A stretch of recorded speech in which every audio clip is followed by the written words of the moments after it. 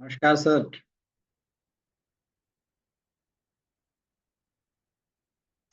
Good morning, sir. Namaskar.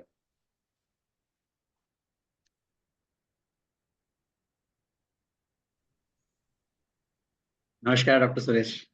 नमस्ते जी, आशीष जी नमस्ते. Thanks for joining in. Thank you for the opportunity. We are really looking forward. What we discussed during this conference should be done. You have already done. So, looking forward to hearing from you. Yes, sir.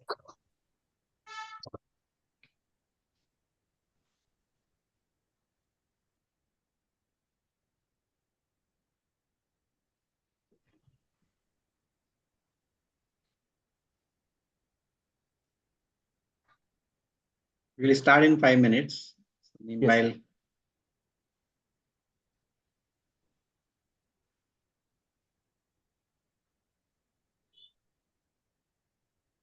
Rajshekhar जी आपका वो right up जो आपने वेदांत and causality पे भेजा है, I am looking forward.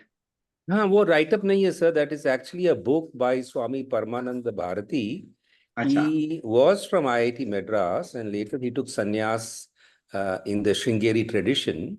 So he's a physicist by training. So he wrote this book based on his obviously adhyatmic experience as well as his physics background. It's a little book of 200 pages, which I think is kind of I mean, it's not an easy read because it's based, correct. But if need be, I can create a synopsis of that and put it in the group. Would that be fine? That will be wonderful. And I am currently teaching philosophy of research course Okay. to PhD students of MDI, and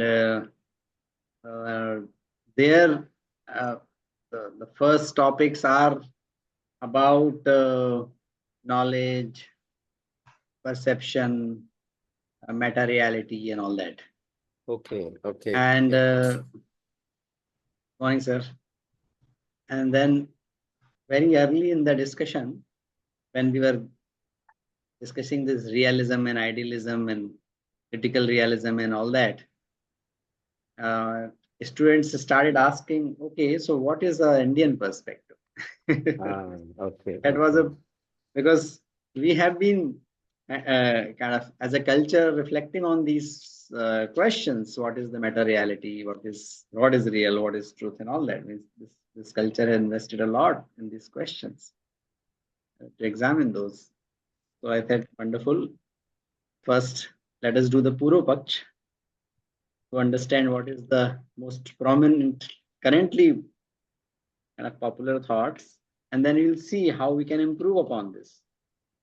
Actually, there are a number of people from the Indian side who have done this kind of work. I don't know whether you heard of Mani Bhaumik, Amit Mani Bhaumik, Goswami. yeah, Mani Bhaumik is physicist. Of course, very general, very general. This Wonderful. dives down. This dives down. Amit Goswami, you must have heard of. Yeah. Amit Goswami is more. Yeah. And my guide, I'm looking forward to reading it. I have read little bit critical realism of Roy Bhaskar. Okay. And I think, and his later writings, which were seemingly very interesting, that dealt with the meta reality, and he tried to kind of understand this from the Indian perspective. So I have not read that stuff, but really looking forward, and I'll have to because my participants are asking for that. Maybe probably this. There is a YouTube channel called SANDS, which is Spirituality and Advaita Vedanta. Acha. Oh, yes. And they are based out of California, and they discuss nothing but Advaita Vedanta and the quantum mechanics concept and how they merge. So it's very aligned to what you are thinking, and it's mainly Western researchers. They quote Ramana Maharshi and Adi Shankaracharya far better than you and me. There must be, yes. Yes. So I will share that link too. So I'll do two things. Yes. basis this little few minutes that we have before Dr. Suresh starts his exposition, which is I'll create a little review of synopsis of the book by Swami Paramananda Bharati, number one. Yeah. Number two, I'll send the links of Science and Advaita Vedanta, SANS as it is called, and that would be of value to the entire group. So that will be really valuable. And, more and more, it is clear that there is no dearth of content. Studentship is what is Yes, sir. what is in the short supply. Studentship Yes. is important. Let's going through that Yeah. as a sadhana. I remember my conversation with the many years ago, I think 10 years ago, even more, 12 years ago, with late Professor Sudhir Kakkar. We were in a conference and I just completed my PhD and was in the corporate and really enamored seeing Professor Kakkar and hearing him and looking forward meeting him. And of course, he was surrounded by many other senior scholars. So the next day in the conference, when he was going back, he was sort of not surrounded by too many people. And I thought, what is the best question if I have like 2 minutes to ask? What should I ask? And then I asked, sir, what do you read? We read you and your articles. What do you read? And I'll never forget his answer. He says that I read mostly the old stuff and I keep rereading that. So the same Freud and Jung, and I keep rereading and revisiting that. So that reminds that instead of like so many books, it is also important, along with the new books, we have to keep rereading many of the things. Absolutely. For us to remain anchored and to get more insights of that. Great. So wonderful. Good morning. We have Dr. Suresh. Dr. Suresh brings a amazing perspective and his training with him. He was trained in the Gurukul tradition, Ved Vigyan Gurukul. I think that was the first started by Rashtriya Swayamsevak Sangh in 80s. And then he did his masters in Pali, Sanskrit, and I think a few other subjects.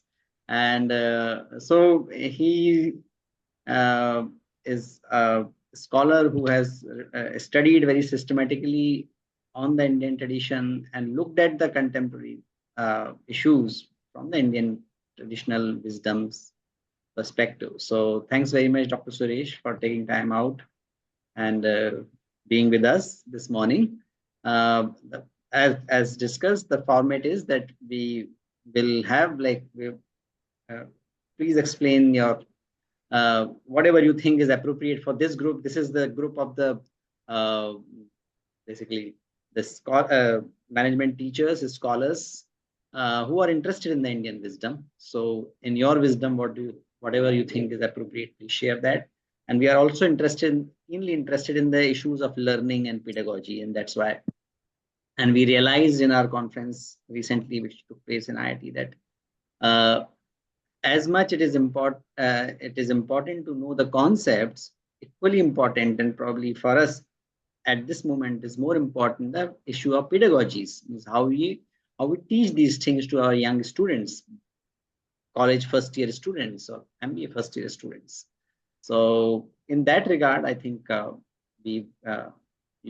your reflections and your thinking will be very useful for all of us. So please go ahead. Thank you, sir. At the outset, I am thankful to Dr. Pradeep Kumar sir and Ashish Pandey ji for giving me the opportunity, and all the listeners. Let me begin with the small prayer. Om Sahana Vavatu Sahano Bhunaktu Sahaviryang Karavavahai Tejasvinavadhitamastu ma vidvishavahai. Om Shanti Shanti Shanti.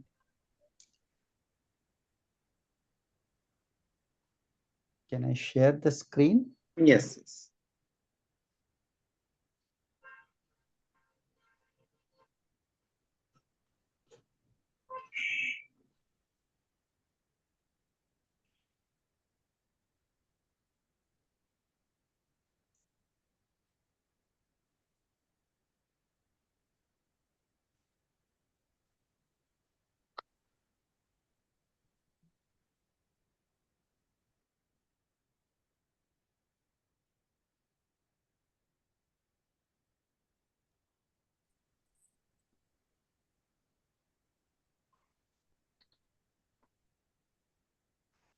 Hope I am audible and the screen is visible to you. Okay, fine.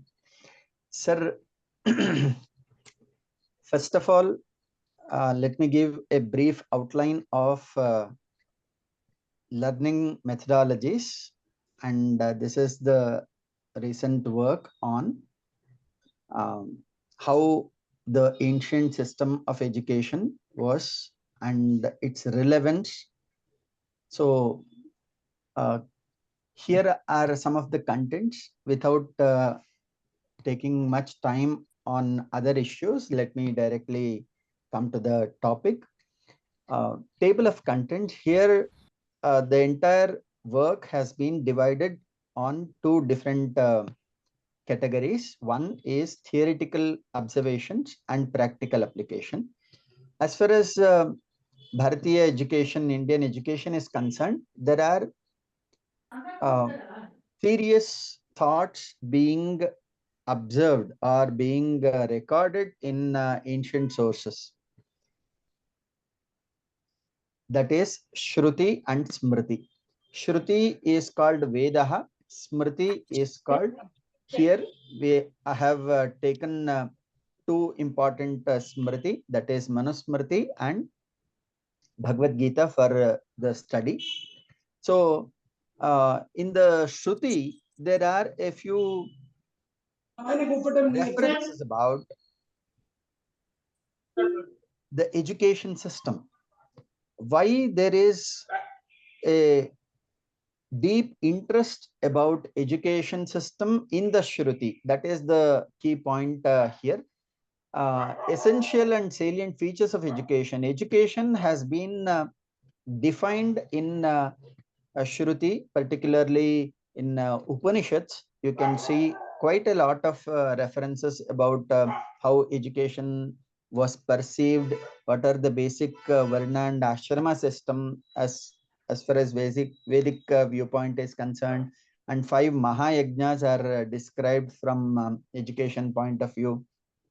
And very interestingly, there are 3 stages of education. The concept and goals of education, there are 3 stages have been identified: Adhi Shila Shiksha, Adhi Chitta Shiksha, and Adhi Prajna Shiksha.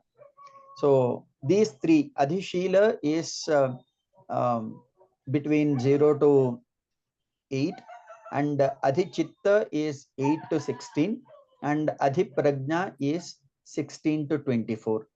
Almost at the range of 8 years, there are 3 classifications done. And eligibility criteria and obligations of Antevasi. The word Antevasi stands for student, and Acharya refers to teacher or the guru. Here, the roles and responsibilities of Acharya and the obligations and responsibilities of Antevasi, all these aspects, including the relationship between teacher and taught, female education, all these concepts were highlighted from education point of view, that is from the sources of Shruti. And here comes the streams and systems. As we understand, the education was the backbone of any society. In spite of so many onslaughts on Bharata, Bharat continues to flourish because of its education system. It was highly appreciated and recorded by so many historians that because of the education system, Indian education system, Bharatiya education system, this could have been possible. And here there are three components: curriculum, learning methodology, and evaluation system. So learning methodology is the core content of the entire work. As far as the Smritis are concerned, Manusmriti and Bhagavad Gita are being studied from the education point of view, and the fundamental concepts are drawn into this chapter. And at the fifth chapter, I have tried to summarize the 5 samskaras. There are Shodasha samskaras, 16 samskaras in Hindu tradition. So here 5 samskaras are directly related to education. So these 5 samskaras are dealt in brief. This is the practical side, and along with this, there is an extension of how these education principles are being practiced in the present day Gurukula. So let me give a brief outline of Gurukula here. In 1997, a movement of bringing Bharatiyata in education has been started in Channenahalli, that is very close to Bengaluru. So as part of this movement, there was a systematic study of how we can bring the essence of ancient education system into the contemporary context. So that was the primary concern, primary thought, and based on that, 3 Gurukulas: Veda Vijnana Gurukula, Prabodhini Gurukula, and Maitreyi Gurukula. 3 Gurukulas have started, and they have been in course in the path of progress. So coming back to the teaching methodology and learning methodology, there are few fundamental differences between teaching methodology and learning methodology. In teaching methodology, we find that the teacher is in the center, and it is more of how better he can adopt different techniques, methodologies to convey the information to the students. So it is more of a teacher-centric approach, and it is focused on content delivery. We need to, as a teacher, most of us are from teaching profession, so we must have understood the content to be completed before the deadline, before the semester end. So this being the standard, we are set to have some standards wherein the student should meet the standards. So here the students are, if they achieve such and such marks, they are qualified, otherwise they become disqualified. So this is the teaching methodology which is being practiced with the current education system. When we look at the ancient education system, it is more of a student-centric approach. The fundamental idea of learning methodology or Gurukula system of education is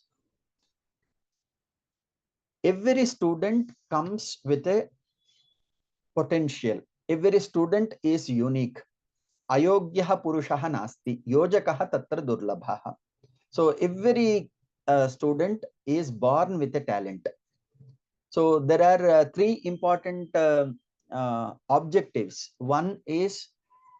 The first one is identification of the talent, which is most crucial, and train the talent. This is the second objective. And the third objective is to use the talent for social good. So these 3 were the primary broad goals of education. First point is how to identify the talent. That is the biggest question. And there were some experiments done in order to identify the talents. And training the talent to perfection and perfect talent is to be used for social good. These two were the broader goals of ancient education system. And it is more of individual potential to be allowed to flourish. So here more focus is on individual rather than the system. And second important thing is Jivanam and Jivika. In today's reality, we are more focused about Jivika. Jivika is livelihood. One needs to earn the degree and get into some or the other profession and or the business and make the living. Making the living has become the center of entire education system. Whereas in the past, particularly in Bharatiya education system, it is character building and lifelong learning was the primary motive. That is the reason if any person is unable to achieve the required education at a particular age, there is no disqualification. He or she can contribute in a different way. So here a comprehensive mode of approach is more appreciated, and very importantly, life is more important than livelihood. So this is the fundamental idea. That is the reason we had the holistic approach towards life and education. So education reflects what are the uh, philosophies, ideas, thought process of a nation. So here we are in a juncture where we need to uh, coordinate between life and the livelihood. These two are to be given equal importance. That is the juncture we are in. So here in learning methodology, I have tried to highlight how best one can learn. What are the possible ways of learning? So that was the key focus of learning methodology. There are four classifications for the convenience I have made. First one is Veda Adhigama Vidhi. Before going to the classification, I would like to draw your attention to the word Shiksha. The word Shiksha is translated as education. Interestingly, the word Shiksha stands or it is derived from the word, from the root Shiksha Vidya Upadane Shiksha Shabdaha Prayujyate. Vidya Upadanam. So it is more of learning than the teaching. Here, very pertinent point about Arbindo's thoughts.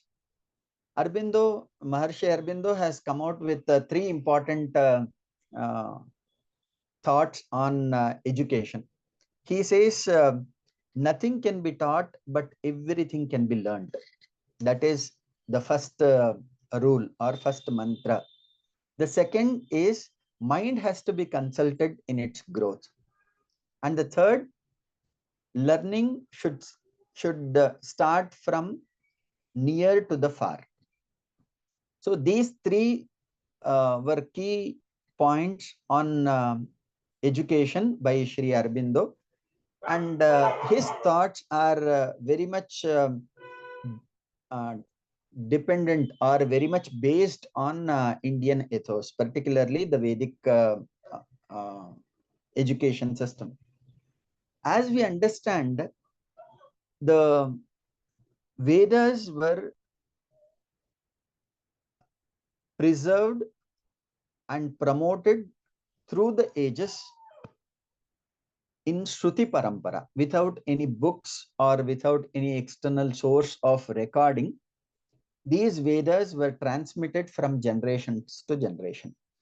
So, if such a huge knowledge base could have been transmitted from generations to generation without any break in intact, there could have been some strong system through which the entire knowledge system, knowledge transformation could have been possible.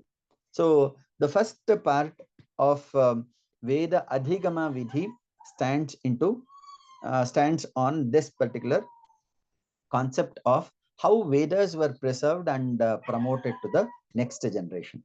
Second is Pramanas. Pramana are basically the epistemology or the knowledge that we receive through various modes.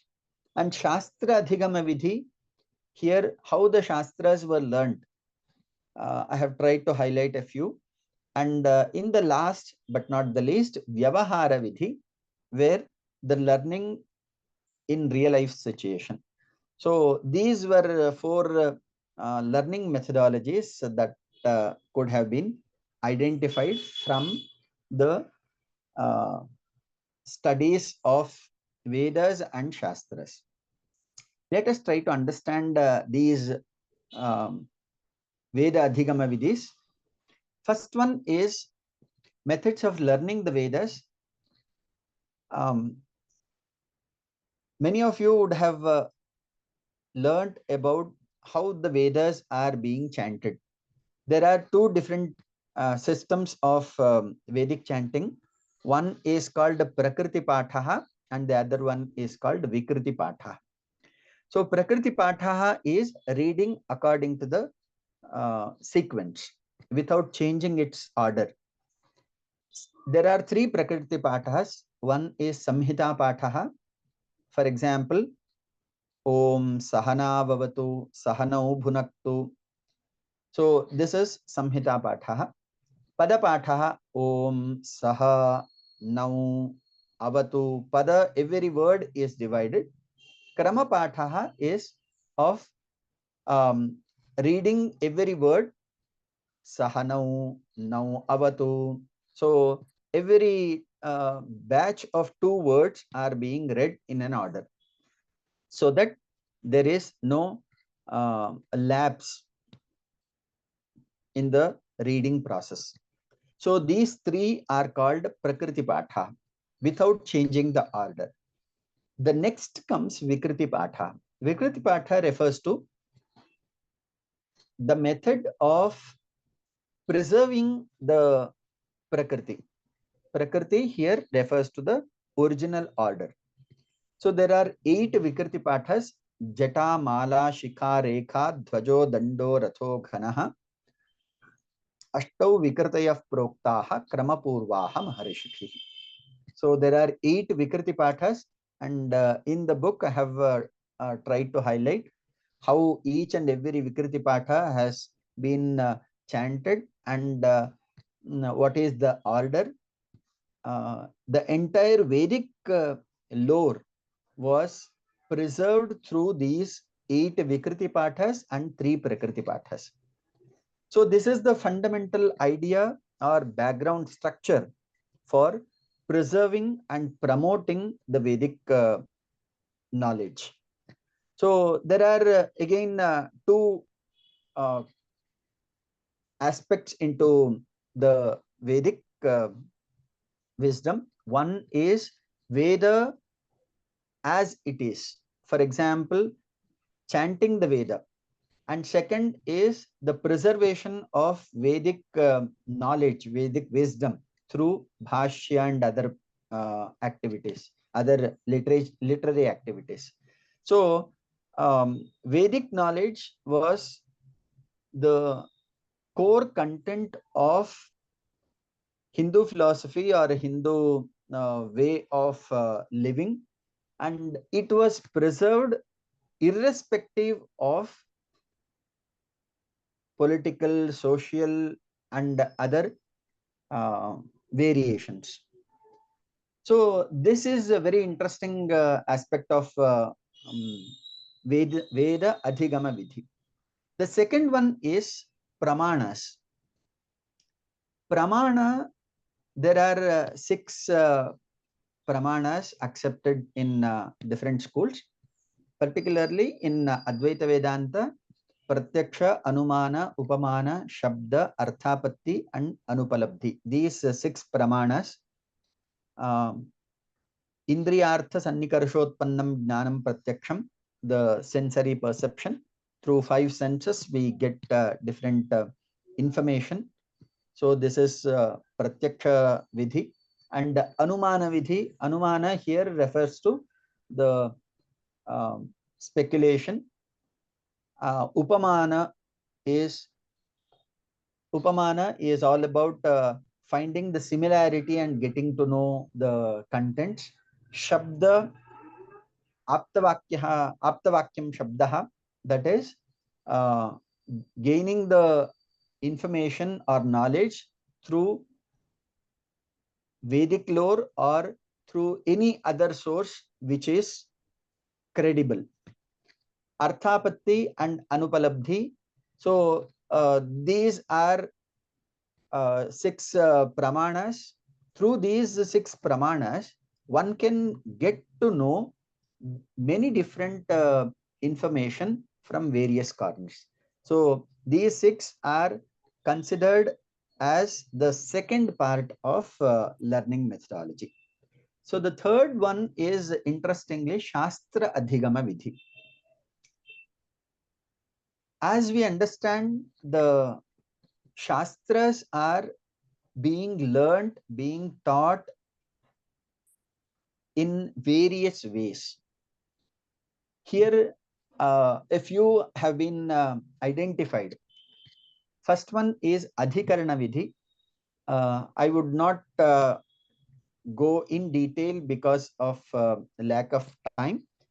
A brief outline of these vidhis will be shared with you. First one is Adhikarana Vidhi. Adhikaranam here is a method of constructing the Shastras in a specific way. As learned listeners over here, you must have been come across with Adhikarana in darshanas, particularly in Advaita Vedanta and other darshanas. You can see different Adhikaranas. In Brahma Sutra, you will have specific Adhikaranas. Each and every Adhikarana talk about one particular concept. On that concept, there will be a lot of discussion, and they come to a conclusion based on the discussions. So Adhikaranam is one method of constructing the Shastras. Adhyaropa Apavada Vidhi. Adhyaropa Apavada is giving a broad outline. From the gross, we get into the closest possible. So first we get a broad understanding of a concept, then we try to go into its deep understanding. So this is Adhyaropa and Apavada. And Bhashya Vidhi. Bhashyam is a method of elaborating a concept. Many of you would have been familiar with the concept of Sutra, Bhashya, Vritti, and so on. In Yoga Shastra, in almost all the Shastras, there is a method of Sutra first. And based on the Sutra, Sutra is Alpaksharam, Asandigdham, Saravat, Vishwatomukham, Astobham, Anavadyancha Sutram, Sutra Vido Viduhu. So within a small, within a few letters or few words, entire gamut of knowledge was confined So that method is called Sutra Vidhi, and based on the Sutra, the Bhashyas were written. So Bhashya is nothing but the elaboration of Sutra, and there is another next line is called Vritti. So here Vritti gives much more elaboration on the Sutra. So Sutra tradition, in all the darshanas, there is a tradition of sutras. So Bhashya is one such method of constructing a systematic thought process. And Drishtanta Vidhi. Drishtanta is through examples, by narrating the examples. As we understand Aruni and Shvetaketu context, where a lot of examples were given so that the student can understand. So here the word facilitator is used instead of teacher. The word teacher is more of teaching, and word facilitator is helping the student to learn. So if a student is unable to learn through this method, a facilitator will make sure that he can understand the student, the he can understand the student and apply a different method so that he can realize and understand better. So here the teacher, instead of teacher, the word facilitator is being used even in the modern education context. And Kavya Vidhi. Kavya is poetry or any literature for that matter. So literature gives a lot of scope for imagination. So Kavya is a process to expand the horizon of imagination and give wings to one's own potential possibility of how one can expand um, one's imagination. As far as imagination is concerned, Kavya is very helpful. Katha is also helpful, narrating stories. As we understand, story plays a very important role in communication, and in understanding it, it is quite essential. So through stories, some people understand better. So kosha is dictionaries or thesaurus.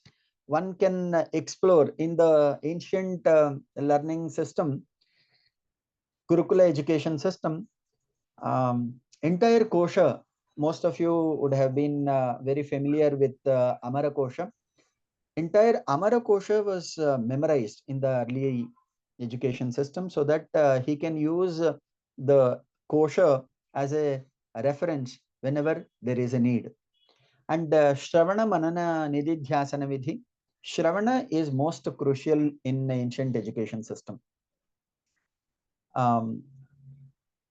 Unlike today, in Gurukula education, it is residential and life centric education. So the teacher is living along with the student, and teacher is playing the role of a role model.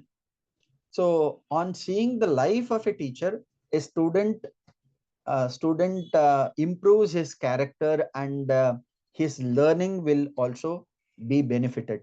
So Shravana, Manana, and Nididhyasana. Shravana is understanding through the teacher, and Mananam, Yuktibhihi Chintanam Mananam, applying one's own logic so that one can understand the concept better. And Nididhyasanam is contemplation. After Shravana and Manana, one can find the concept, one can feel engrossed in the concept and come out with various possible dimensions of the same concept. Prashna Vidhi. There is exclusive Upanishad based on Prashna, Prashnopanishad. So Prashna is highly encouraged in ancient education system. So there used to be a dialogue, constant churning of the thoughts, so that student can learn better and teacher can gain more clarity. One interesting note is Acharyat padam adatte padam shishyah swamedhaya padam sabrahmacharibhyah padam kalakramena cha. If learning is considered 100%, the first 25% of learning is happening through teacher. Teacher or facilitator can only teach 25% of what the entire learning process happens. And second quarter, Padam Shishyah Swamedhaya, with one's own intelligence, student can learn. And third quarter is Padam Sabrahmacharibhya, with the close association of friends. In today's terms, it is social networking. One can learn from these sources. Padam Kalakramena cha, with Anubhava, with experience, the learning completes. So as a teacher, as a facilitator, we have a very limited role to play, but it, on the other side, a facilitator um, tries to be the key in identifying individual talent or skill. Pravachana vidhi, pravachanam is prakrishtam vachanam, the discourse method. Samasya vidhi, throwing a or giving a problem, an issue, so that the student can come out with various ways of solving the issues. In Satyakama Jabala experiment, he was given a few cows so that he can come out with the solution. There are quite a lot of such anecdotes in Upanishads which talk about Samasya Vidhi. Even in Aruni and Shvetaketu and Bhruguhu, Bhrugurvaivarunihi, Bhruguvalli also, we can find he was given a task, a problem, an issue, so that he can think, and as a monitor, the teacher facilitates in finding the solution from students' perspective. So Sutra Vidhi, Swadhyaya Vidhi. Swadhyaya is more important, learning by oneself. So Tatparya Vidhi, Tatparya is extracting the essence. Vada Vidhi, Vada is getting into a meaningful discussion. Vartika, Uktanukta Duruktanam Chintayatra Pravartate Tam Grantham Vartikam Prahuhu Vartikagnaha Vichakshanaha. In Sutra tradition, if Ukta Vishayaha, if something is not clear, the Vartikakara fills that gap. He makes the concept clearer.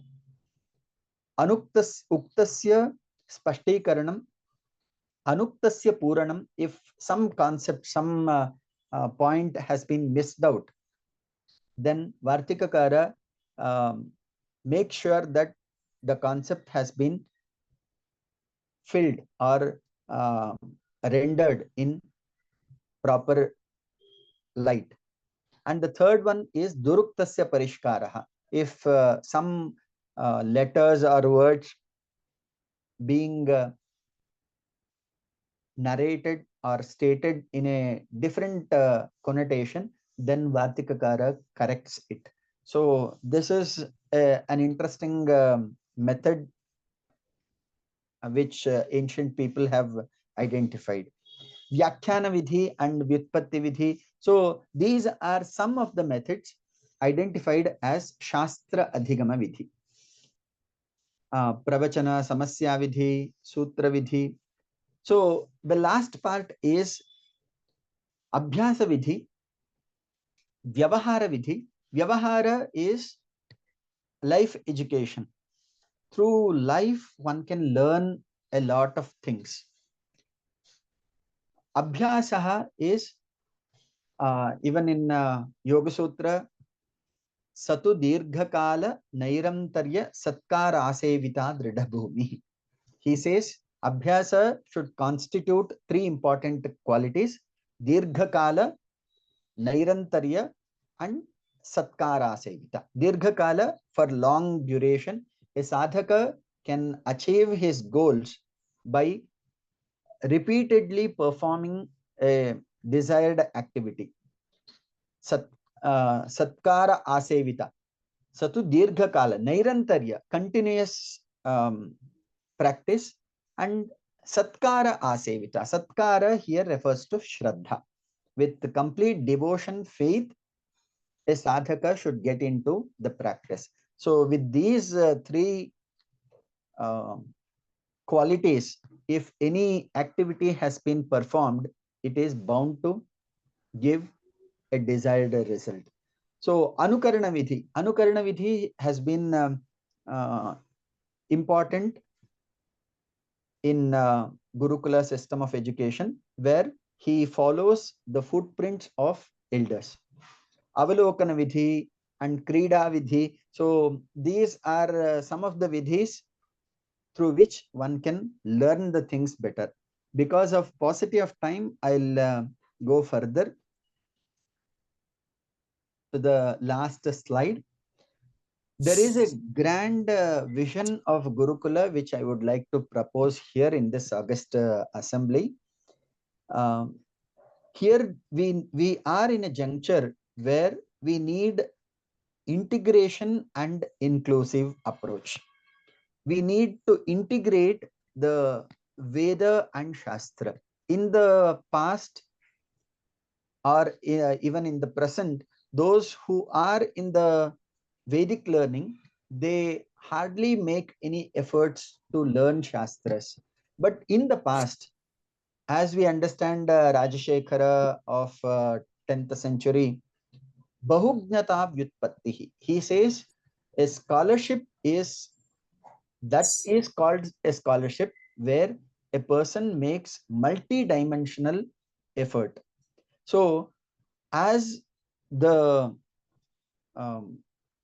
fraternity in the learning process, in the learning system, we need to have multi-dimensional approach in as much as possible. For example, a Vedic scholar needs to make efforts in Shastras. Sanskrit and English or any other languages should go together, and classical wisdom should have the contemporary relevance for which all of us are assembled and making our own efforts. And tradition and technology should have a should go hand in hand, and Eastern wisdom and Western innovation. So a collective, a comprehensive, an integral effort has to take place.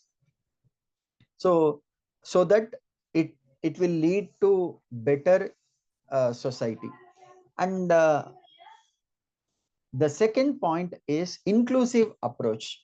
Because of various reasons, there is a lot of divisive mindsets. So that needs to shed away, and more of inclusive approach. Barriers on the basis of caste, creed, country, community, these should come down so that everyone can fall in line with the motive of larger good. So with this, with these few words, I would like to conclude my humble presentation, and thank you for your patient listening. Dhanyavad, namaste.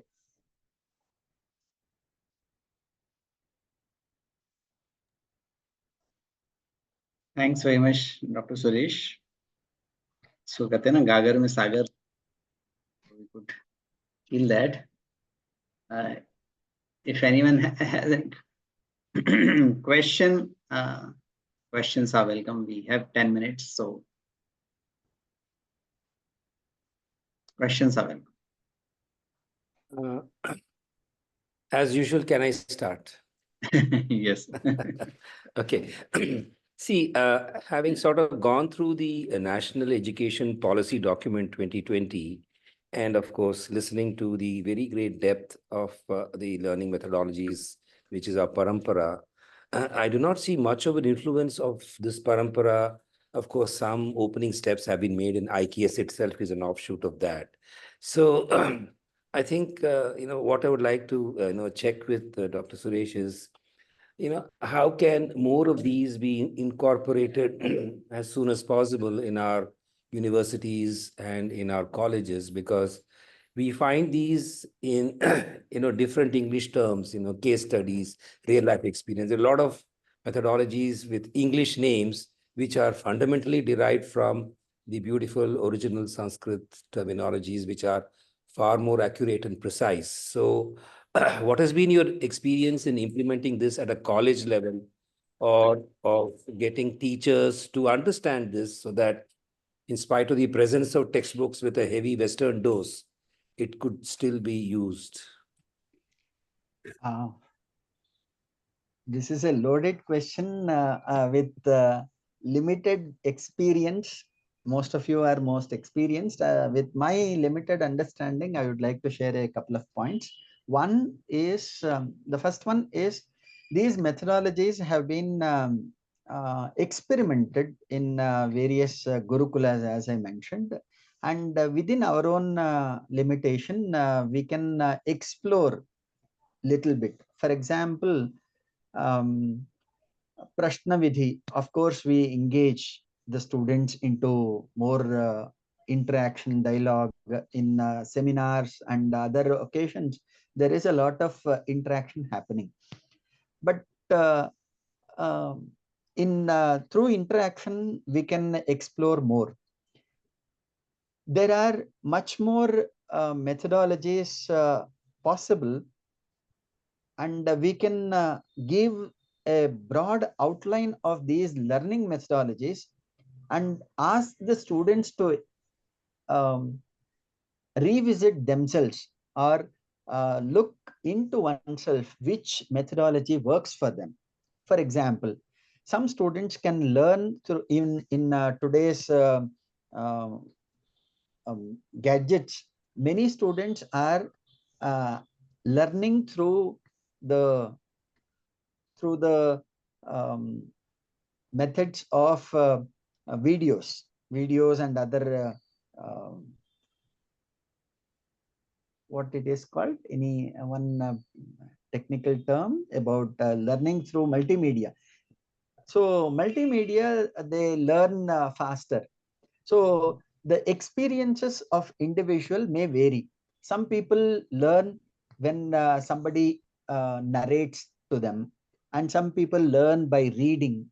So it all depends on individual learning method. So we can encourage students to explore which methodology suits you better. That could be done. Second, with our own experience, we can identify some of these methodologies and ask the students to get involved. For example, some students are more into problem solving. So they can be given some problems, some issues, so that they can they can come out with solutions. Some are into um, a trial and error method. They would like to experiment and do the things by themselves. So it depends on individual uh, mode of learning. And the interesting point is a teacher will be playing a very important role in helping the students to learn better. And in fact, concept-based learning methodologies can also be evolved. My humble suggestion is these learning methodologies can be developed into the next level with the collective cooperation of many different domains. Say, for example, psychologist, educationist. So many different experts can pool in and develop these methodologies so that they can be a resourceful guide for next generations to come. Thank you so much, sir. And of Thank you. course, very kind of you to explain this. Yeah, thanks. Before we kind of go to this, to the two other questions, one by Saurabh and Anandji. While using the multimedia, I think one distinction in the multimedia and these methods is that these methods promote inquiry.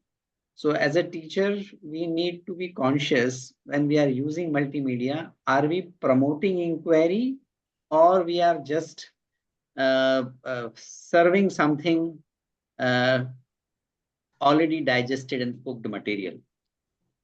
Sometimes it is useful to serve the cooked material, but learning happens when students are challenged and then they engage in the inquiry, they explore, they fail, they feel frustrated. All that is very essential part of learning, as the pain is very essential part of kind of building our muscles.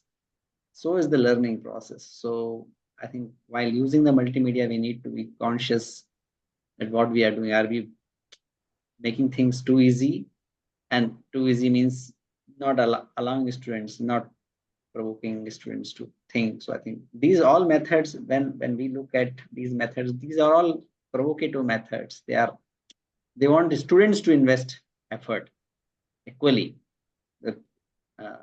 If only teacher makes the effort, student do not make effort, learning won't happen. Yeah, Saurabh ji and Anand ji. And then Yeah, thank you, sir.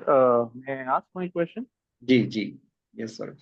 Yeah, first of all, sir, thanks a lot for a very wonderful session and a very insightful session. So, sir, my question is that we want to teach a logic. So, is there any particular like a methodology defined in our shastras or maybe in our Vedas? I mean, any framework? So, if you can just throw some light on that, would be very helpful. Logic, right? Yeah, logic, sir. Yes. In Shastra Adhigama Vidhi, you can find some of these methodologies. For example, let me give only one example here. There is five steps process. Pratigna, Hetu, Udaharana, Upanaya, Nigamana. So through these 5 steps, one can improve or communicate. This is called Parartha Anumana. In Shastras, it is called Parartha Anumana. Nayayikas, they have worked on this particular content. You are kindly requested to visit on the Parartha Anumana. Anumana Prakarana. There, how one can improve the logics and how one can communicate logically through different steps. So that would be very helpful for your point, I feel. Yeah. Thank you, sir. Thanks very much, sir. Ji Anand Prakash, sir. Yeah, good morning. First of all, my gratitude to Dr. Suresh for such an insightful session. I just had two learnings or suggestion. Very interesting point I picked up. One is the teacher and student. Teacher, rather than calling it teacher, it becomes a learning facilitator. And student, rather than a student, becomes a learner. I think that is very, very important because that changes the dimension. And the second point was that each learner has his own way of learning.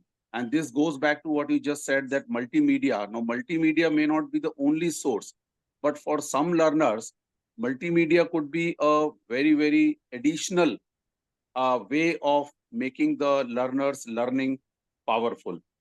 Coming to my query, the last slide, when we were proposing the Gurukul structure, you talked about Veda and Shastra. Can you just elaborate exactly what you're trying to convey by saying that it has to be Veda plus Shastra? That's my question. Yes, sir. Thank you for summarizing the entire content in few points. And Veda here in today's society, the Vedic scholars are paying more attention for Vedic learning. And there are Shastras which are being learnt by different schools or different line of scholars. So Veda and Shastra should come together. The Vedic scholar should also make efforts in learning the Shastras. The Shastric scholar should pay attention or should make effort in learning the Vedas. So in the past, it was a collective effort. For example, people used to learn Swashakha and make efforts in Shastras. Many different Shastras. Eka Shastra Adhyayi is not encouraged. Many Shastras and learning one Shastra with greater depth, that is more encouraged in the past. So in today's scenario, these things are getting segregated. So some people are exclusively in the Vedas, Vedic study, and some people are exclusively in the Shastric study. They don't meet. So my the intention of Gurukula is to bring the Veda and Shastras together so that they can come out with new ideas, new dimensions, and so on. So that is the Just a query. You remember we used to call as Dvivedi, Trivedi, Yeah. Chaturvedi, Yeah. and we call somebody as Shastri. Hmm. So is it something something that who knows Shastra he is called Shastri, and somebody who knows one Ved, two Ved, three Ved? Like, is there any correctness there, or it is just that socially we call them like Dvivedi, Trivedi? Just curious to know.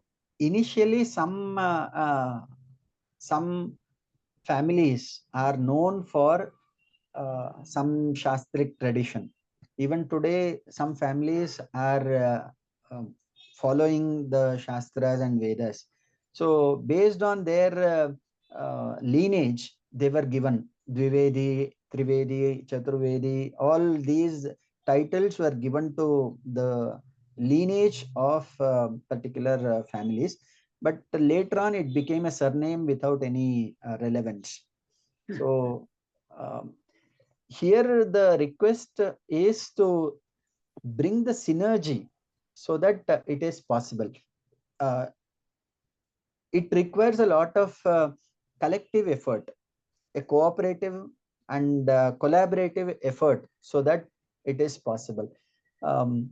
Those who are good in Sanskrit are expected to play or gain command over other languages. And English and other languages should also, the experts in these languages should pay attention or make efforts to gain Sanskrit, Vedic and Shastric learning as well. So that one can grow collectively and expand the horizon. That is the intention, sir. Dhanyavad, sir. Thank you very much. We are reaching towards the Thank you so end of much. this session. Mayank sir and Nikhil sir, if you can quickly ask the questions and Thank you, then sir. we can Thank you close. so much. So maybe Mayank sir raise the hand first. So Okay. Mayank Jain sir. विनय कुलकर्णी, आपका विनय कुलकर्णी के नाम से आ रहा है. So should I go ahead or? Yeah, please go ahead. Okay, so I'll try to keep it brief.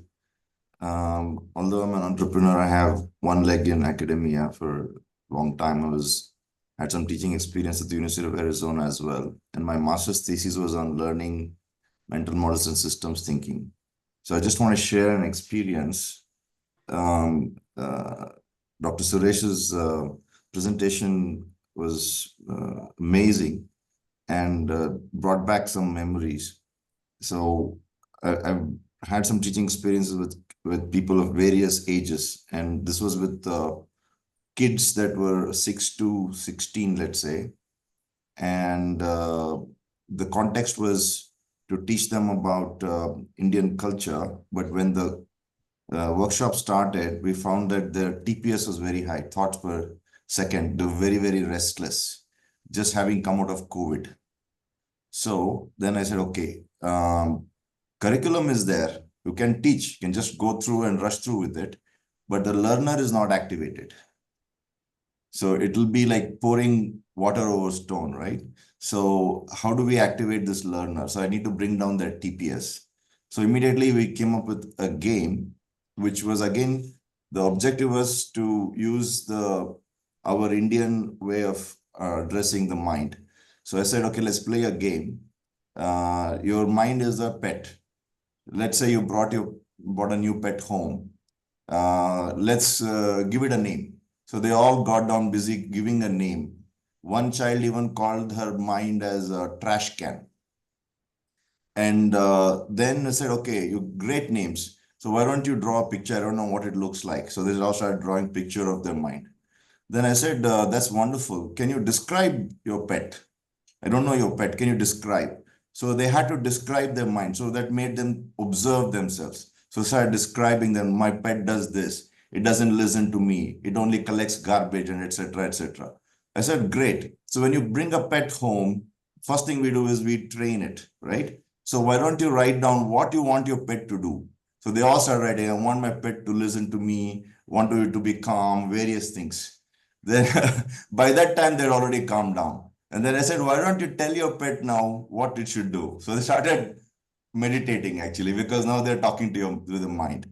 So it was, so we could use, the objective is getting to the same place, but we could use some innovative methods like that where we're not putting up a title saying, we're going to now teach you IKS, but actually we're teaching it, and they don't even know it.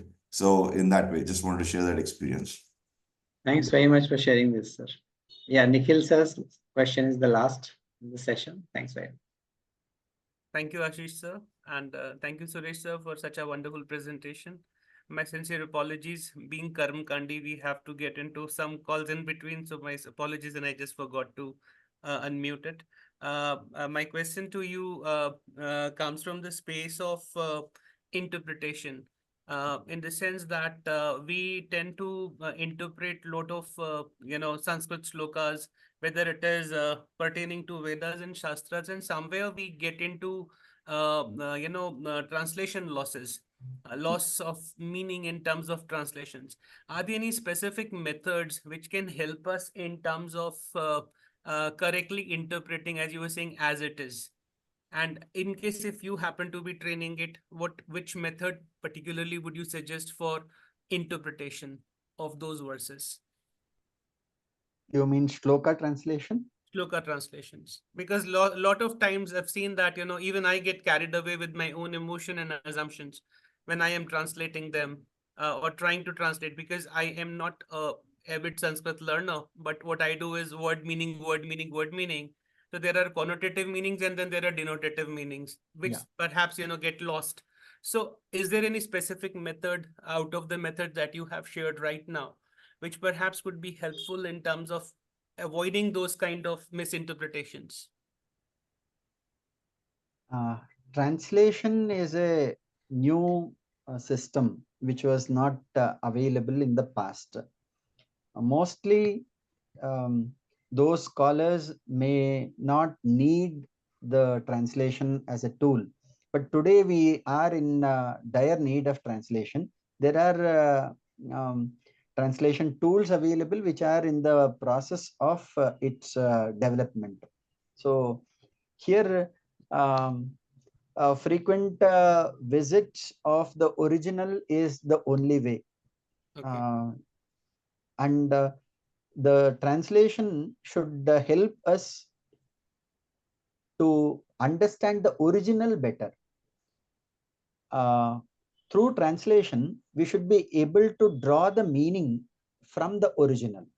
So translation is not the ultimate destination. It is a handpost for the source. Source text is our target, and translation should be the it should be the hand holding to reach the ultimate destination. With translation, what I meant is understanding, sir. I mean, because we may understand in the way language we can process our thought process. So my basic meaning of translation is understanding of the verses. And when you're saying good, because there's quite relative word in itself about being good. So how do we understand what is the best interpretation which is coming out, or best understanding coming out?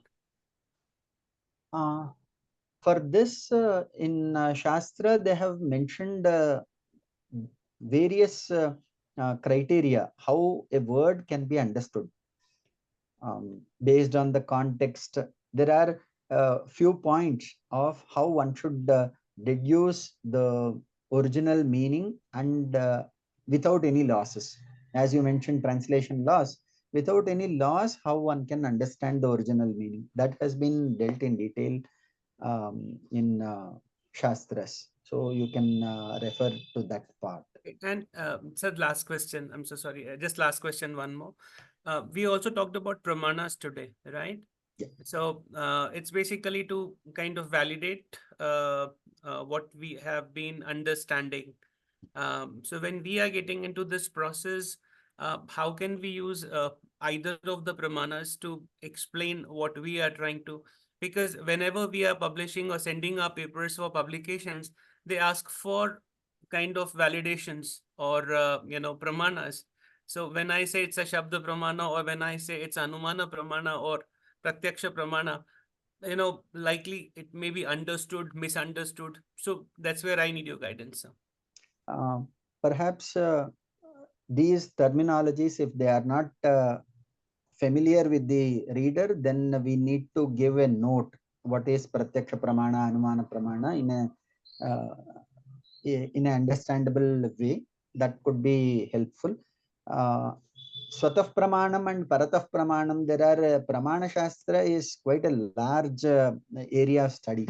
So I feel we can make humble efforts in understanding, and that is not the final. You can explore much more.